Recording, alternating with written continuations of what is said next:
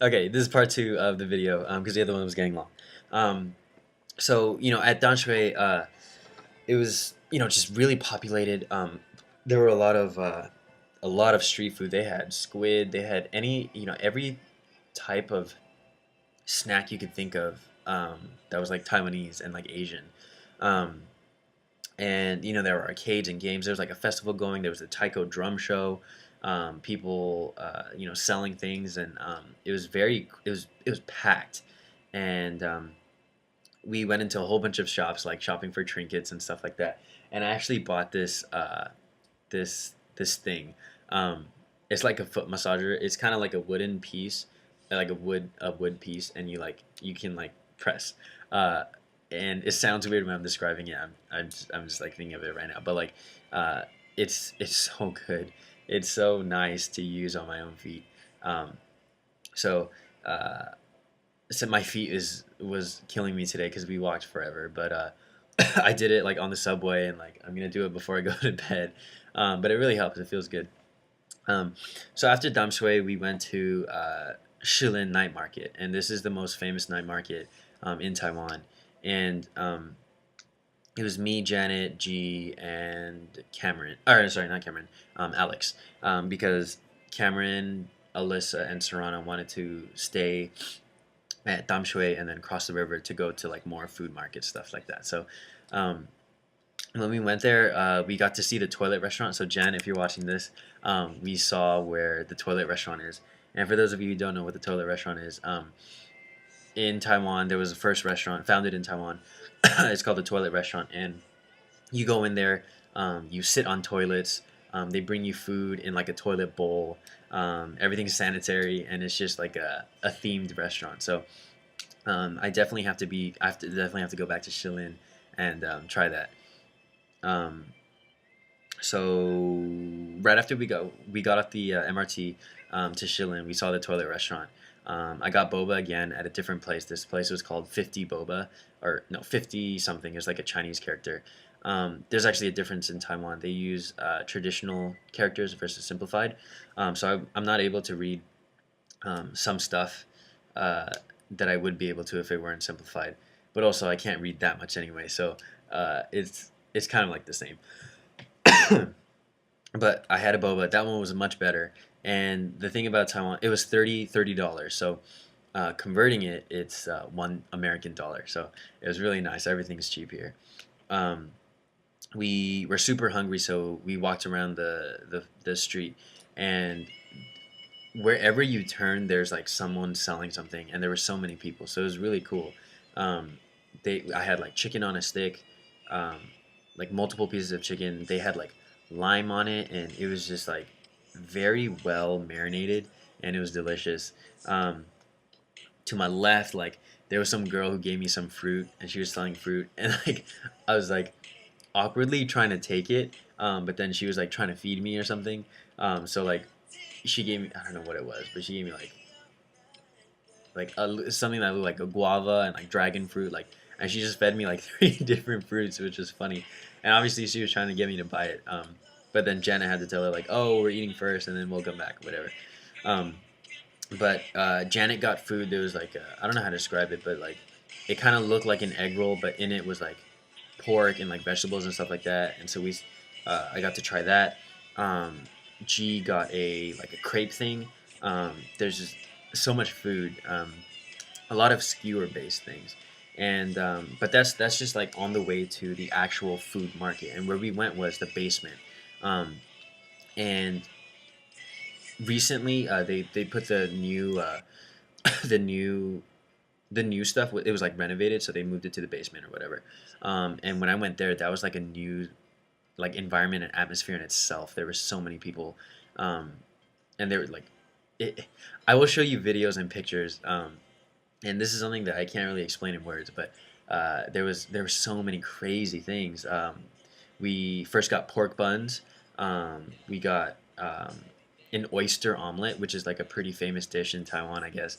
But it was like an omelet, and they had like little oysters in them. So I got to try that. There was this place that had like these little like fish, but they're not actual fish. They're like shaped like fish, but it's I don't know, like batter, but there's like things in it. So like chocolate, strawberry, red bean, matcha,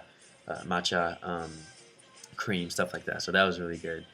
And overall, and then after that we went like shopping and stuff like that. I didn't buy anything, just because I know that we're planning to go like, I don't know, at least 4 more times throughout the week. So I just wanted to kind of get experience of what to expect and what there is that's good. So I'm definitely going to go back there just because there's so much more food that I need to try. Also, so this is interesting. Taiwan is also known for their snake, and you can actually pay a certain amount of money and eat snake. So you can eat snake meat, snake blood, and snake sperm. Like they have uh, a combination, like a combo meal, and you pay and you get all of those things: the meat, the blood, and the sperm. And it's supposed to be good for males, and it's also supposed to be good for like just your health in general. And Daniel, who is not part of the IS program, but he's studying abroad in Taiwan, and he's kind of acts as like a student ambassador liaison guy. He said he did that, and the next day, well, first of all, when you do it, your body feels all warm, like you get like a warm sensation, and then the next day you actually feel like your skin feels so much better. You feel um, rejuvenated, and he explained it like as if you were an actual snake, like shedding skin, and you're like in like new skin. So I'm definitely gonna try that. I'll take pictures and videos of that, because I'm really looking forward to that. And let's see what else. The things that I want to focus on was Taiwan is beautiful. It is an island. Sometimes it's hard to, or it's easy to forget that. But the thing that always reminds me that's an island is that wherever you go, like on the freeway, stuff like that, there's always like mountains with forestry and trees and stuff like that. So it's a really nice place. I guess the like Jan described it as Hawaii. Like it reminded her of Hawaii. So wherever you go, like building wise, there you can always see mountains and stuff like that. And um, it's it's really not. I mean, you can always like see water. You can always see mountains and trees and stuff like that. And every time I went to a night market or like a very populated place, I couldn't help but think about my sister being there. So like, let me see, 2 years ago, or two summers ago, I think my sister Jen taught English in Taiwan. So just the thought of Jen being here and like uh, experiencing everything that I am before me is crazy because I remember Skyping with Jen and our whole family, and Jen just saying, "Oh yeah, Taiwan's cool," stuff like that. And I come here and I just see all of this stuff, and I'm like, Jen, you got to experience all of this. This is awesome.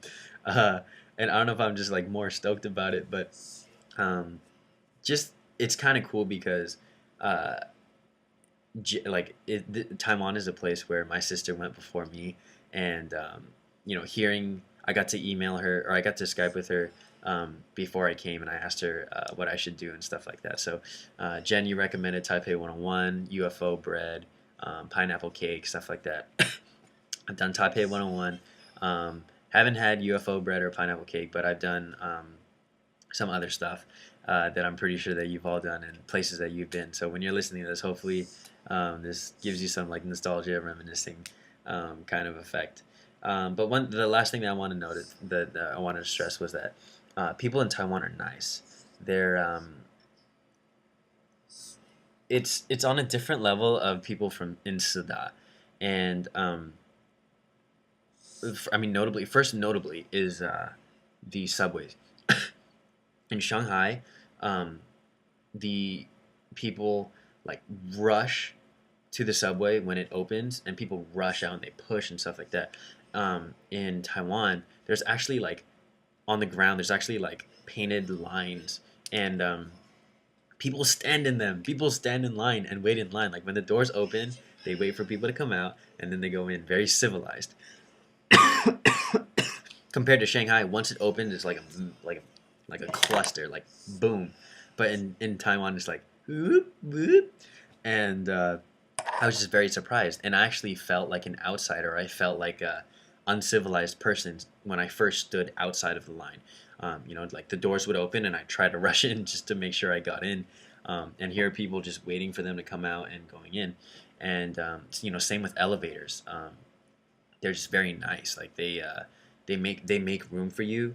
Um, Also, when we were coming back from Damshui to Shilin, me, Janet, G, and Alex were like all the way in the back, and we had to come outside, and we were the only ones that got out. And once the doors opened, we were like, "Oh my god!" Like, "Mafanin," like Buhaisa, stuff like that, and they actually like moved and moved and like made room for us. So it's very they're just very nice. They're very sweet people, and I also saw one person drop like trash, and like she stopped to like pick it up and then throw it away. So it's a very, I mean, civilized is the wrong word, just because obviously like the people here are just very.